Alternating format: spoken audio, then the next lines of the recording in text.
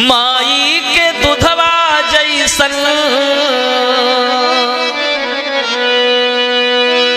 माई के दूधवा जैसन कौनो मिठाई ना मिली। सब कुछ मिल जाई पर दुनिया में माई ना मिली। सब कुछ मिल जाई पर दुनिया में माई ना मिली। और हम उस माता पिता को दुखी करके हम तीर्थाटन करें। अरे नारद जी का संदेश है, नारद जी तीर्थ करने जा रहे हैं तो सबसे पहले अपने पिता के पास पहले जा रहे हैं, अपने पिता के चरणों में प्रणाम करने जा रहे हैं। पुष्करम चा प्रयागम चा काशीम गोदावरी तथा। पुष्कर गए, काशी गए, गोदावरी गए, लेकिन फिर भी नारद जी के मन को सुख नहीं मिला हो। हर क्षेत्रम कुरुक्षेत्रम श्रीरंगम सेतु बंधनम एवमादिषु तीर्थेषु भ्रममाण इतस्ततः। भ्रममाण इतस्ततः, केवल इधर उधर घूमना ही हाथ में लगा नारद जी को, तीर्थ का कोई लाभ नहीं मिला। तो बेचारे नारद जी बड़े दुखी हो गए। अरे नारद जी बहुत दुखी हो गए कि इन तीर्थों में भी तीर्थ का सार नष्ट हो गया। क्या इस तीर्थों में भी कली का आक्रमण हो गया है? हाँ, तीर्थों में भी कलियुग का आक्रमण हो गया। क्यों? सत्यम नास्ति तपः शौचम दया दानम न विद्यते। अब तीर्थों में भी सत्य नहीं है।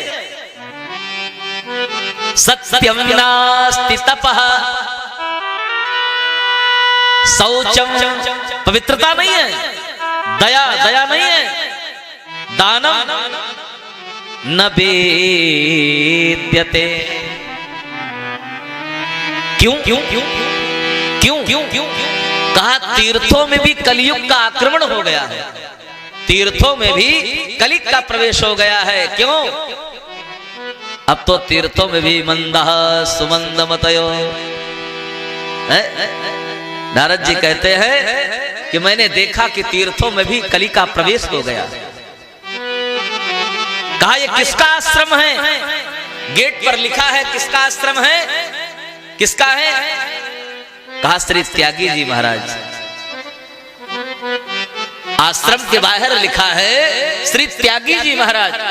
और जब अंदर प्रवेश करते हैं तो संसार का कोई ऐसा वैभव नहीं जहां उनके पास ना हो। एक लग्जरी गाड़ियां, सारे एयर कंडीशन रूम, मतलब पूरी लग्जरी व्यवस्था। नारद जी ने देखा, कहा वाह, बाहर त्यागी जी, बाहर लिखा है श्री त्यागी जी महाराज, और अंदर जब पहुंचते हैं तो संसार का सारा वैभव उन्हीं के यहाँ है। नारद जी ने कहा धन्य हो प्रभु, तुम्हारा कली का प्रवेश मुझे लगता है इनके यहाँ भी प्रवेश हो गया है। नारद जी फिर आगे बढ़े, एक आश्रम और दिखाई दिया। उस आश्रम में लिखा था, क्या लिखा था? श्री मौनी बाबा जी आश्रम। किसका आश्रम? मौनी बाबा। और नारद जी जब उस आश्रम में प्रवेश करते हैं तो इतना शोर शराबा मचा हुआ था, इतने जोर जोर से लोग चिल्ला रहे थे वहां। नारद जी ने कहा धन्य हो, बाहर लिखा श्री मौनी बाबा और अंदर इतना शोर शराबा। नारद जी ने कहा धन्य हो प्रभु। फिर आगे बढ़े, एक आश्रम और दिखाई दिया। उस आश्रम में लिखा था, क्या लिखा था? श्री ब्रह्मचारी जी महाराज आश्रम। ये किसका आश्रम है? कहा है ब्रह्मचारी जी का। और जब नारद जी प्रवेश करते हैं तो उस आश्रम में क्या देखते? केवल बच्चे ही अंदर सब खेल रहे हैं। बाहर लिखा श्री ब्रह्मचारी जी महाराज आश्रम और अंदर सब बच्चे ही बच्चे सब। नारद जी ने कहा धन्य हो प्रभु, इन आश्रमों में भी मुझे लगता है कली भगवान का प्रवेश हो गया है। और वाकई में गोस्वामी बाबा उत्तरकांड में यही बात सिद्ध करते हैं, क्या? तपसी धनवंत दरिद्र गही, तपसी धनवंत दरिद्र गही, कलि कौतुक तात ना जात गई। तपसी धनवंत दरिद्र गई, कलि कौतुक तात न जात गई। तपसी धनवंत दरिद्र गई, कलि कौतुक तात न जात गई। तपसी धनवंत दरिद्र गही। नारद जी ने देख लिया, कहा धन्य हो, तीर्थों में भी, इन संतों के आश्रमों में भी मैंने देखा, तीर्थों में भी देखा कि कलयुग यहां भी आ गया। तो नारद जी बड़े अशांत दुखी हो गए और दुखी होकर के वापस आ गए। वापस जब नारद जी आ गए, प्यारे बंधुओं, तो आज यही दुख का कारण है नारद जी का। नारद जी ने मन में विचार किया कि चलो चल करके देखें क्या। महात्माओं के घर में तो जाकर के मैंने देख लिया, नारद जी अब हमारे आपके घरों में झांक कर देखने आए हैं। अब हमारे आपके घर की क्या व्यवस्था है? नारद जी हमारे आपके इन गृहस्थों के घर को देखने के लिए नारद जी आए, तो क्या देखा? तरुणी प्रभुता गे श्याल को बुद्धिदायका, तरुणी प्रभुता गे। नारद बाबा ने जब हमारे आपके घरों में झांक कर देखा तो क्या दिखाई दिया? घरों में स्त्रियों का साम्राज्य है। तरुणी प्रभुता गे, बिना इनकी मर्जी से कुछ होने वाला नहीं है। अच्छा, होना भी चाहिए, होना भी चाहिए, होना भी चाहिए। इसलिए प्यारे बंधुओं, तरुणी प्रभुता गे श्याल को बुद्धिदायका। श्याल को घर में कोई उत्सव होता है, हमारे आपके यहाँ जब घर में कोई फंक्शन होता है तो उस फंक्शन की सलाह से के लिए हम सबसे पहले किसको बुलाते हैं? किस कार्यक्रम को कैसे किया जाए, कैसे संपन्न किया जाए, किससे सबसे पहले सलाह लेते हैं? तो व्यास जी नारद जी कहते हैं एक सबसे बड़े खासो खास रिश्तेदार इस समय है, जो सबसे खास ससुराल से साले साहब बुलवाए जाते हैं और उनसे सलाह ली जाती है कि इस कार्यक्रम को कैसे किया जाए, कैसे मैनेज किया जाए। तरुणी प्रभुता गे, मैं नहीं कह रहा, व्यास जी कह रहे, श्याल को बुद्धिदायका, साले सलाहकार बने बैठे हैं।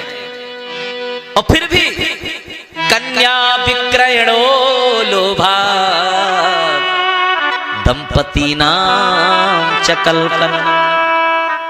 घरों में स्त्रियों का साम्राज्य, साले सलाहकार बने बैठे हैं। और अब तो विवाह क्रय और विक्रय होता है, विवाह कहाँ होते हैं? जिस विवाह में चारों तरफ से वाह वाह हो वो विवाह है। अब तो विवाह में ब्याह आह निकल आती है पहले ही। अच्छा, जब 20 लाख 30 लाख ले लिए तो आह तो निकल ही आएगी, जब कुछ बचे नहीं। जब जब जब जब संबंधी किस बात के संबंधी? जब हमारे आपके विचार सम नहीं, व्यवहार सम नहीं, तो किस बात के संबंधी? संबंधी तो वही होता है जैसे हमारे आपके विचार सम हो, हमारा आपका व्यवहार सम हो, वही संबंधी, वही संबंधी। लेकिन ना विचार सम है ना व्यवहार सम है, तो किस बात के संबंधी? इसलिए कन्या विक्रयणो लोभा दंपति नाम च कल्पना। कोई कह रहा मैं 30 लाख लूंगा, कोई कह रहा मैं 20-40 लाख लूंगा। अच्छा दिया, दे दिया गया, फिर भी दंपति नाम चकल कनम, फिर भी जीवन उनका सुखमय नहीं है। आए दिन कलह मचा हुआ है, आए दिन कलह मचा हुआ है। क्यों क्यों क्यों क्यों? इसलिए नारद जी इन सब स्थितियों को देख करके, इन सब को देख करके दुखी हो गए। कहा अरे संसार के प्राणियों के जीवन में ऐसा दुख है। तो आज इस दुख को देख करके नारद जी दुखी हो गए, और यही दुख उन चारों ऋषियों को बता रहे हैं कि मैंने उन प्राणियों का दुख देखा कि सर्वत्र कली का आक्रमण हो गया। कैसे इस जीवों का उद्धार होगा, कैसे इसकी रक्षा होगी, कैसे ये संसार को भवसागर से कैसे पार कर पाएंगे। इसलिए नारद जी कहते हैं ऋषियों से रहा ऋषियों, एक कौतुक तो मैंने आपको बताए नहीं। ये तीर्थों में घूमने के पश्चात जब नारद जी को मन में कहीं सुख नहीं मिला, कहीं शांति नहीं मिली, तो नारद जी के मन में एक बात आई कि चलो हम एक स्थान अभी बाकी है, उस तीर्थ में चल करके देखें क्या उस तीर्थ में मुझे चल करके सुख मिलेगा कि नहीं। चलो चलो चलो चलो उस तीर्थ में भी हम चल करके देखें।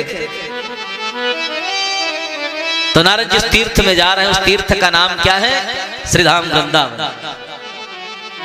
जहां पर स्वयं साक्षात महारानी भक्ति नृत्य करती हैं प्यारे बंधुओं, जहां पर स्वयं साक्षात ठाकुर जी की श्यामलता वहां की कणकण में झलकती है, दिखाई देती है। ऐसी श्यामला, ऐसी उस ब्रज भूमि की महिमा है, जहां पर आज एक रिक्शा चलाने वाला भी आपसे साइड मांगेगा तो नहीं कहेगा बगल हो जाओ, ना ना, वो भी पीछे राधे राधे बोलते ही कहेगा। वो ऐसी पवित्र भूमि है।